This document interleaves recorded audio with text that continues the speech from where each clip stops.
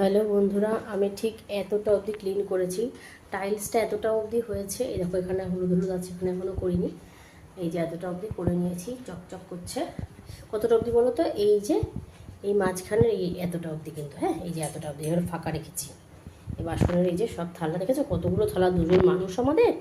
একটা সময় এমন হয় একটা থালাও থাকে না, লাস্টেই প্লাস্টিকের এই প্লেটগুলোতে আমাদেরকে খেতে হয়। তো বন্ধুরা এই যে দেখতে পাচ্ছ, এখানে যত রকমের সব এই যে পাতাপুতি এগুলো রেখে দিয়েছি। এটার মধ্যে জিরে, লঙ্কা, হলুদটা ওই ওখানটাতে আছে। কালকে এই দাগটা পরিষ্কার করব, সব কোটোকাটি চেঞ্জ করব, তোমাদের সাথে ভিডিও অবশ্যই শেয়ার করব। ওইখানে ওই তিনটে রেখেছি, দেখতে পাচ্ছ। মা কত সুন্দর পরিষ্কার লাগছে, ওয়াও।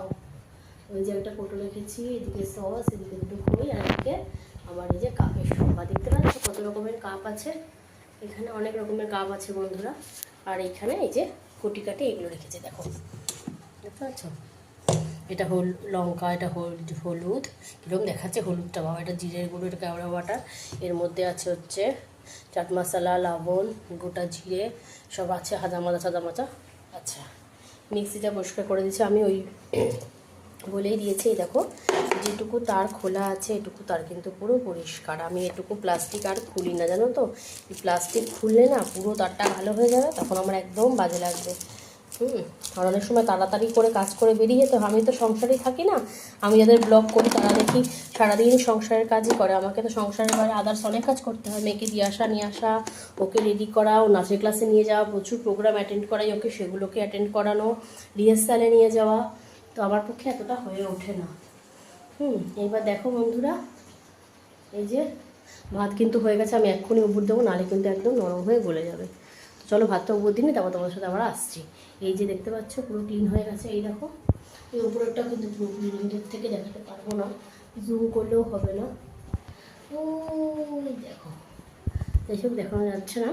এই দেখো এটা ইন্ডাকশানটাও পুরো একদম ঝা চকচক করে নিয়েছি।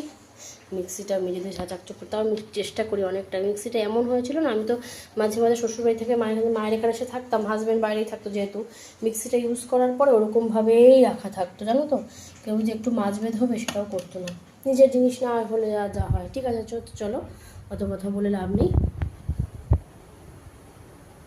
রিল্যাক্স করছে, রিল্যাক্স। তো চলো তো বন্ধুরা, আমি এখন করবো গিয়ে এই যে লাউ ঘন্ট, এই যে ইলিশ মাছের মাথাটা ভাজা আছে। তো চলো দেখতে থাকো।